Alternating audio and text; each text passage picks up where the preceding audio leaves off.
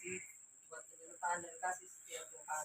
Bapa di surga, inilah kami, ruasmu HKBP Sanggau yang datang ke rumah keluarga kami, di mana beberapa hari yang lalu Tuhan telah panggil orang tua kami terkasih ke hadapan-Mu. Di sini kami Tuhan datang untuk memberikan penghiburan dan doa.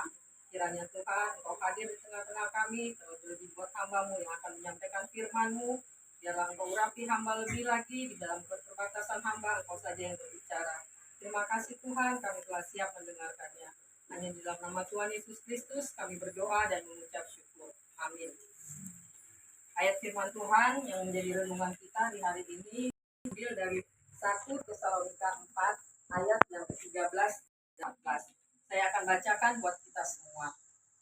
Selanjutnya kami tidak mau saudara-saudara bahwa kamu tidak mengetahui tentang mereka yang meninggal, supaya kamu jangan berbakita seperti orang-orang lain yang tidak mempunyai pengharapan. Karena jika kita percaya bahwa Yesus telah mati dan telah bangkit, maka kita percaya juga bahwa mereka yang meninggal dalam Yesus akan dikumpulkan Allah bersama-sama dengan Dia. Demikian firman Tuhan.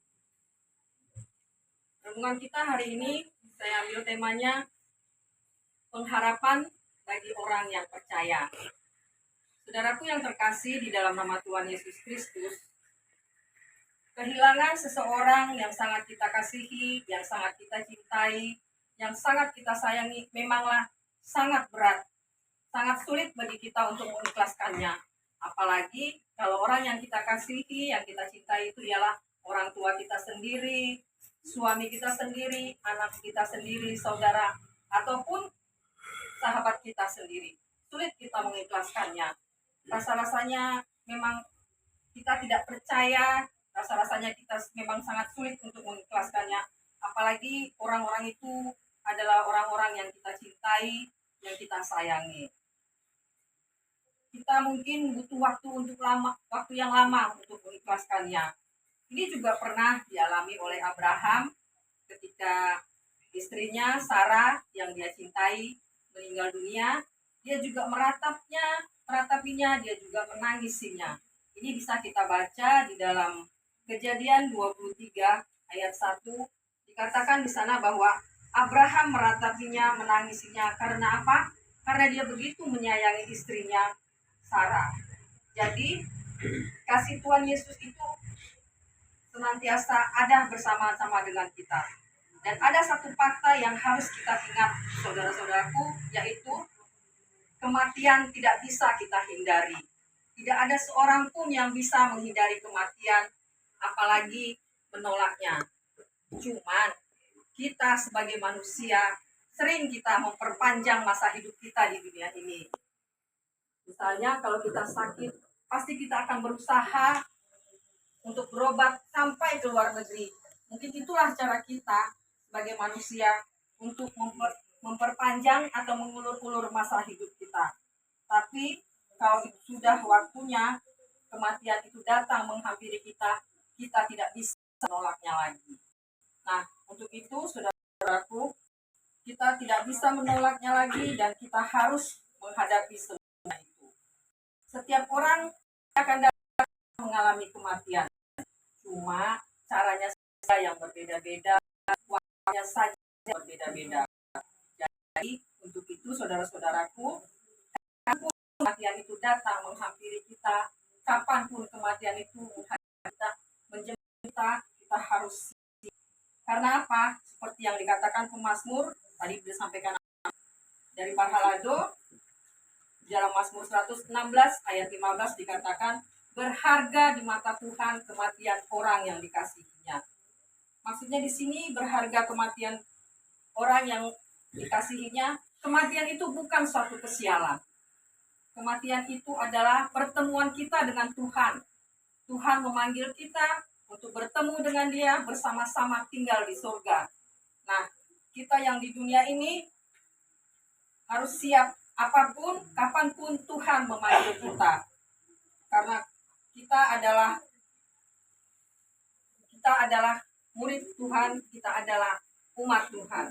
Nah, kematian itu perjumpaan kita dengan Yesus. Sehingga kita juga bisa pindah alamat. Kematian itu adalah merupakan kita pindah alamat. Kalau kita di dunia ini, kita tinggal sesuai dengan KTP kita. Kita tinggal sesuai dengan alamat kita masing-masing. Tapi kalau kita sudah meninggal, kita akan bersama-sama dengan Tuhan Yesus. Nah, kematian itu adalah merupakan tugas-tugas kita di dunia ini telah selesai kita laksanakan.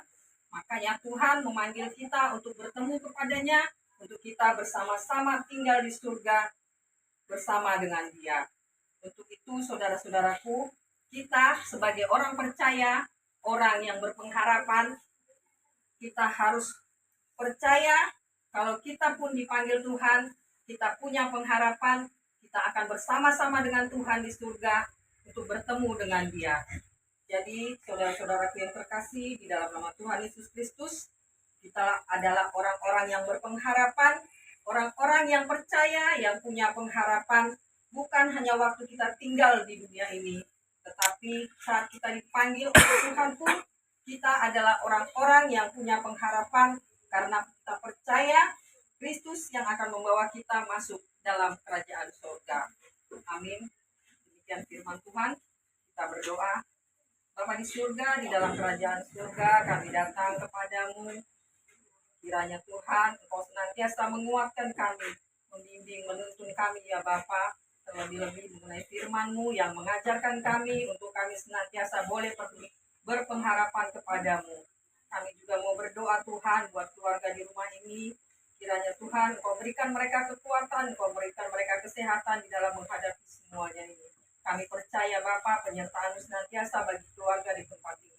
Kami juga mau serahkan anak-anak Inang di rumah ini ya Bapa, di mana beberapa hari lagi yang akan datang, keluarga yang jauh akan meninggalkan Inang di rumah ini. Kiranya Tuhan, Engkau berikan senantiasa mereka kesehatan, keselamatan untuk mereka boleh tiba di rumah mereka masing-masing. Dan buat keluarga yang ditinggalkan, Tuhan juga senantiasa berikan penghiburan, kekuatan, dan kesehatan. Terima kasih Tuhan, hanya di dalam nama Tuhan Yesus Kristus kami berdoa dan mengucap syukur.